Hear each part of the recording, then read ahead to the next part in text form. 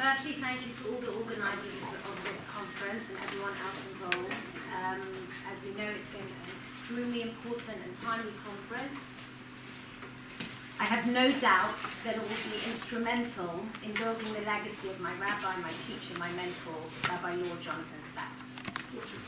In this paper, I will argue that Rabbi Sacks's covenantal theology exists against the backdrop of earlier covenantal American thinkers, such as Soloveitchik, Hartman, Greenberg, Borowitz, and others. Though Sacks' work is punctuated by the zeitgeist of covenantal theology, I'm going to argue that his formulation of covenant takes on a unique genre of its own.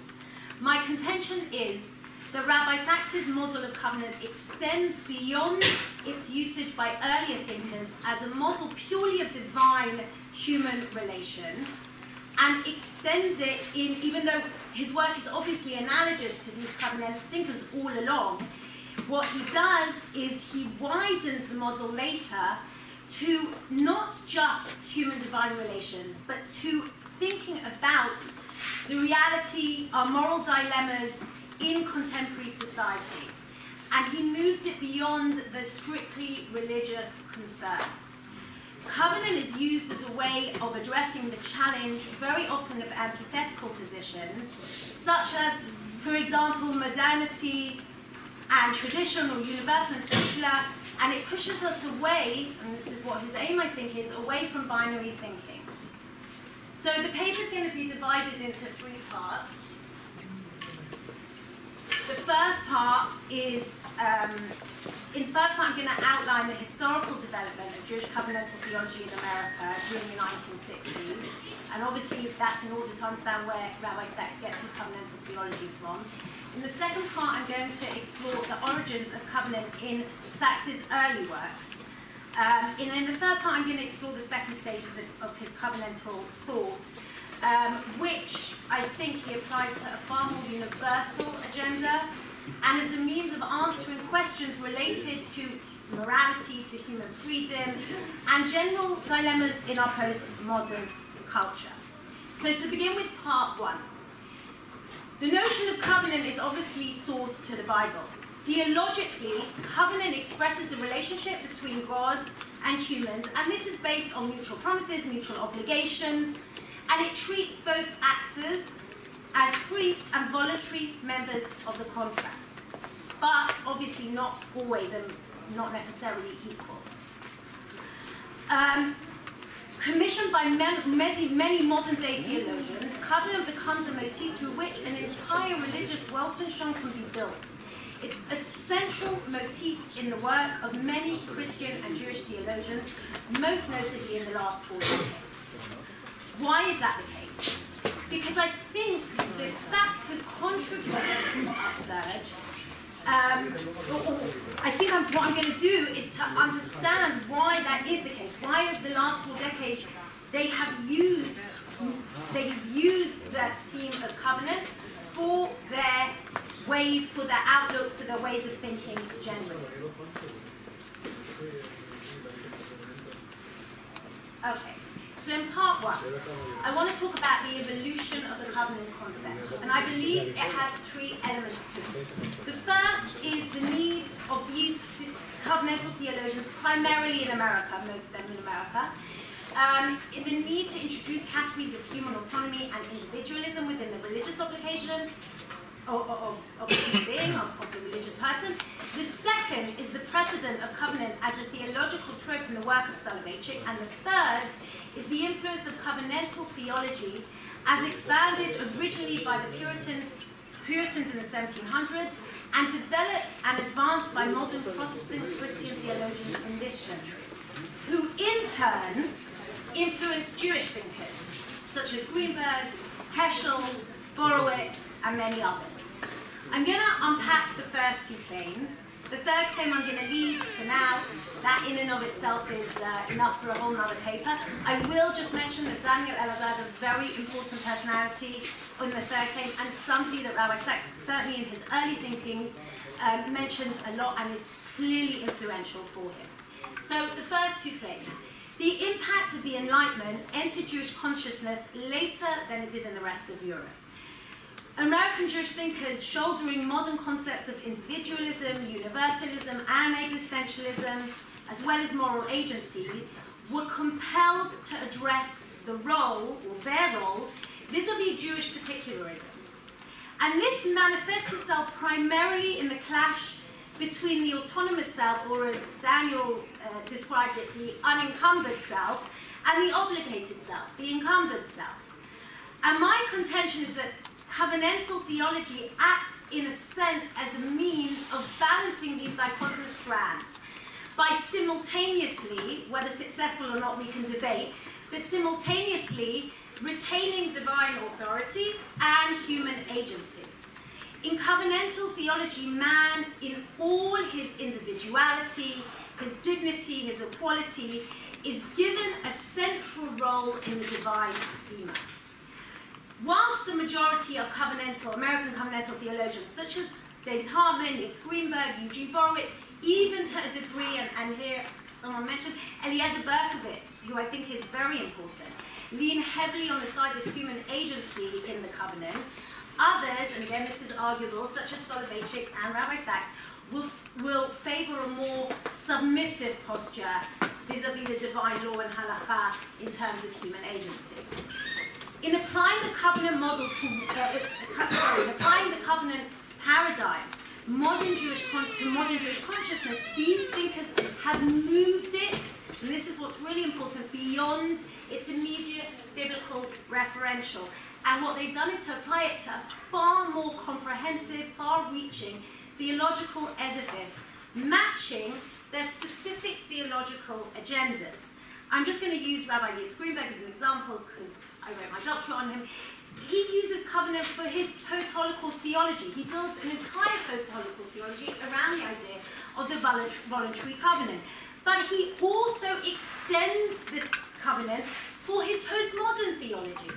However, and in his postmodern theology, obviously he places human beings at the helm rather than God in the covenant model.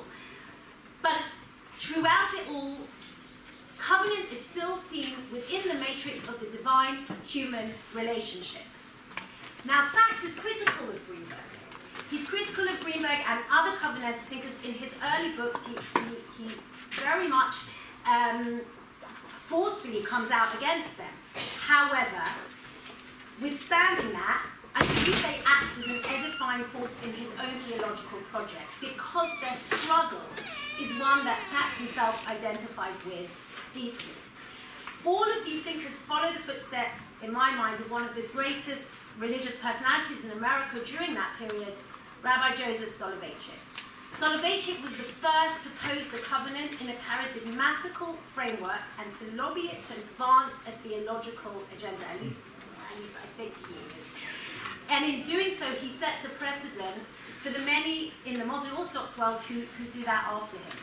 And so this leads to my second assumption, which is that the earliest use of covenantal theology is found in 1956 address of Kol Dodi Dofek, of Fate and Destiny, where he actively solicits the covenantal paradigm towards a theological agenda, one even may say polemic. And my contention is that employing covenantal paradigms of Brit Goral, of a covenant of fate, and Brit Ye'ud, the covenant of destiny, that reach beyond their immediate biblical context and meaning, he opens the door for such constructs to be commissioned by his students in their own theological matrixes. Moreover, the covenant... I don't know, I'm kind of not sure of time. Okay. The covenantal paradigm of Exodus, and this is just to show you, to give an example, what he advances as being the basis of the covenant of fate, is an exegetical construct, but it's not exegetically accurate. There's no explicit reference to the covenant in the biblical text of Exodus 6:7. It's a speech given by God promising redemption and slavery. And therefore, the only way to understand this apparent exegetical inaccuracy is to recognize that what Soloveitchik is doing in this essay is appropriating a paradigm of covenant towards a theological end, or polemical end even, despite the fact that it radically diverges from the literal meaning of its biblical origins. This homiletic rests on an artificial theological construct rather than an accurate reading of the biblical text. Now, these observations may seem immaterial, but I believe they're central to the understanding of the evolution of covenant as a theological tool. Soloveitchik's covenantal paradigm was both deeply influential and practically instructive for Sachs, and I believe it underpins, both explicitly and implicitly, his early and later works. In fact, I would go as far to claim that many of his early works, Traditional, Untraditional Age, Crisis and Covenant, and even Radical Then, Radical Now, are a response to Soloveitchik's question of what comprises Brit Yehud, which in a minute we're going to see what Brit Yehud is, the covenant of destiny. In the second part of the presentation, to lead directly on, I want to highlight the main areas of Sachs's early covenantal thought, emphasizing the influence of Soloveitchik. In his early works, Sachs seeks a way to house tradition and modernity. You know that, I think he wrote an essay, Tradition and Modernity. Being Jewish by birth, and again this leads to what Daniel was talking about, being Jewish by birth and Jewish by choice. Being an autonomous self and an obligated self. And he finds initial response in the covenant model, which I believe is profoundly influenced by Soloveitchik's paradigms of fate and destiny. Just to give a very, very brief background of fate and destiny so that we can understand the quotes that we're going to see from Rabbi Sachs. In Fate and Destiny of Rav Soloveitchik, he frames individual response to suffering and national identity through a parallel framework. He calls it an existence of fate and an existence of destiny, and he parallels that with, or extends that to a covenant of fate and a covenant of destiny. In an existence of fate, I'm passive, I'm acted upon as an object, I ask, why has this befallen me, why has this happened to me? But in an existence of destiny, I'm active, I'm a subject, I'm the agent of my own destiny. And the question I ask in my suffering is not why, but to what does this summon me? In a parallel move, he frames national identity through these two models. In Covenant of Faith, by dint of birth, and again this goes back to what we were saying earlier, by dint of birth, the good or bad, I'm a passive member of my people. I'm born Jewish, I'll die Jewish, and the conditions of Jewish existence are thrust upon me. But a covenant of destiny supersedes one thing. Instead of forced fate, I choose to be an active member of my people. I ask, what is the essence of the Jewish mission? How can Jewish existence be imbued with meaning and transcendent purpose? The membership of my people is not imposed upon me, but rather a choice I make. I very much believe that this framework that influenced Rabbi Sachs very deeply, and on countless occasions, he describes a watershed moment in his own life, in his life, in 1967, when as a Jewish student in Cambridge, during the Six-Day War, he literally describes it. He says, these professors and students came out of the woodwork. I did not know they were Jewish before, and all of a sudden everyone gathered together and started praying for the Jewish state. That he describes as it is a paradigmatical moment of Brit Goral. It's a moment of saying, I am part of the Jewish people. For Sachs, it was the moment that would alter his life trajectory and force him beyond an existence bound only to national fate, towards a calling of national destiny. And we know immediately after, the year after he goes to Israel, meets Rav Soloveitchik, and meets the Lubavitcher Rebbe, and that is a moment where he, in my mind, moves from a covenant of fate to a covenant of destiny, so to speak. The question of Brit Yehud, I believe, occupies Sachs on a personal and national level for the rest of his life. I'm going to bring 4 examples from his early writings that highlight the degree to which I see him adopting Soloveitchik's framework. Some are implicit and some are explicit. I'm going to actually skip this. Okay, I'm just going to read the beginning of this slide. This comes from Tradition and Untraditional Age, 1990. The Jewish fate, recent history has suggested, is indivisible. Jews have sensed the immense power of what Rav Soloveitchik calls Brit Goral, the covenant of shared history. And he talks about this idea of an external crisis, exactly how he describes autobiographically, pushing people towards it. The next slide is, again, he asked the question, I'm reading the Golden Heart, to find a way of bringing, how do we find a way of bringing the fragmented, splintered Jewish world into a common future? That is the task of theologians today. Was the Holocaust a tragedy or a turning point for the Jewish people? It will all depend on whether we see it in the lens of Goral or we see it in the lens of Yehud. The other two examples I'm going to skip for now because of time, but in Radical Then, Radical Now, even though he only, I think, mentions Soloveitchik once, if one reads the book, one understands that the entire book, and it was the first book that was really written for a lay audience, but the entire book is undergirded by this construct of Brit Goral and Brit Yehud.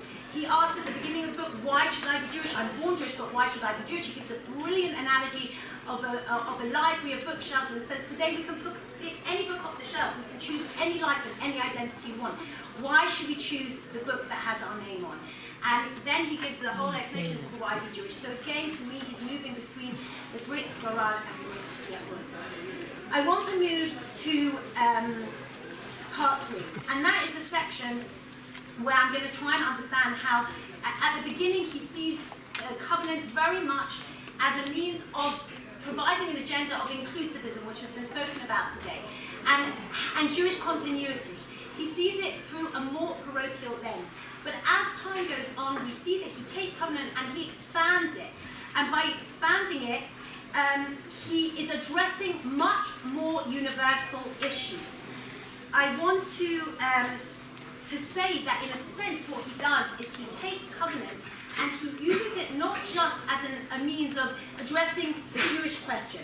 He also uses it as a means of thinking differently. I think Tamra spoke about the idea of reframing, and Miriam spoke about the idea of rethinking modernity. Covenant begins, he sees covenant as a means to telling us how can we think differently. In a very early essay in Bar-Ilan journal in 1999, entitled Fundamentalism, he defends what he calls the fundamentalist position against modern biblical scholarship. And he gives the position of modern biblical scholarship, he defends it from the Jewish perspective, and then he says, and I'm going to provide a third meaning, and he calls it a covenantal reading of the Torah, which is neither MBS, modern biblical scholarship, nor is it the defense against it. It's something totally different. And there I see the seeds of what I call his later covenantal thought, because he looks at it there through a dialogical lens rather than a logical lens. He understands that we don't just act covenantally, we have to think covenantally. And what I want to say is that the way we see him do that in one of his books, The Great Partnership, is that he uses the analogy of the left and right hemispheres of the brain. A left way of thinking is logical, a right way of thinking is dialogical. A right brain way of thinking finds truth in narrative, in meaning, in relation. We cannot have one without the other, but we cannot transpose one on the other. We can't fuse them. And therefore, going back to his earlier essay on fundamentalism, he argues that they don't have to be mutually exclusive positions. The Bible is neither one or the other, but covenantally, if we read it, in a sense, we can hold both in our hands together. In his very, which was quoted last night, the very famous quote, science takes things apart to see how they work, and religion puts them together to see what they mean. In Morality, in his final book, he takes the idea of covenant, and actually the very, very last thing, he writes, is that covenant is the central motif. My firm belief is that the concept of covenant has the power to transform the world. And here we see how what I've claimed, his second stage of covenantal thinking, is not just focused religiously and parochially on the question of Jewish continuity and Jewish existence, but has expanded much greater, and it is used not just as a means of acting or a means of marrying two dichotomous positions, but rather as a means of thinking differently, thinking with the right-hand side of the brain. So I conclude, this paper has contended that Rabbi Sachs's great theological achievements is his novel commissioning of the covenantal situated him within the existing arena of covenantal thinkers in America who were occupied with questions of self-definition. He's also driven by this, but ultimately and deeply influenced by Soloveitchik's fate and destiny. However, his latent thought in Covenant serves as a way of creating a paradigm shift, a way of thinking beyond binary positions, neither that nor that, but covenantally, of thinking dialogically rather than logically. And in doing so, he argues that we can find new and radical solutions to existing social, cultural, and political dilemmas.